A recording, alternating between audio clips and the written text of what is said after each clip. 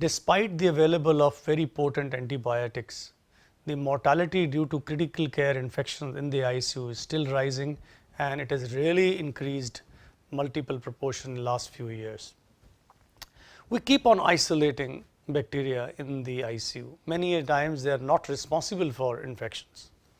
So, I will ask Dr. Ramasubban, who is the in charge of the critical care unit at Apollo Hospital in Kolkata, that when you isolate infection, I mean a bacteria, you get a report and the patient is all right sometimes.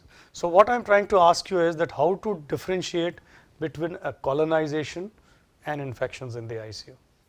Correct. I think this has truly become a $1 million question, because it will save us a lot of money, and we use a lot of antibiotics in the ICU, as you rightly said. I think antibiotic use is probably the #1 cost in the intensive care unit now.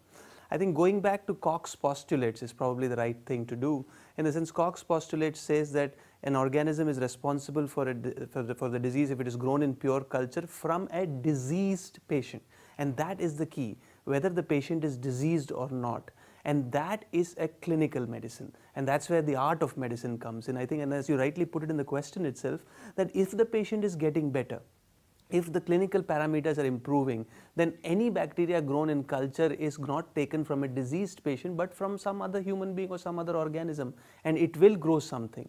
So I think eventually the distinction between colonization and infection is the core of intensive care medicine. It's the contextual clinical medicine, and that's where we clinicians should need to be vigilant and be taking care of it. So you have to get into the art of medicine and say, is there infection, is there signs of infection, temporarily is the patient getting better or not. I think that's the key in this. I think basically what you're trying to say is that if patient is all right, and you have to treat a patient, not the report. Absolutely. So basically colonization, it is a clinician decision whether he should take that report and or disregard it.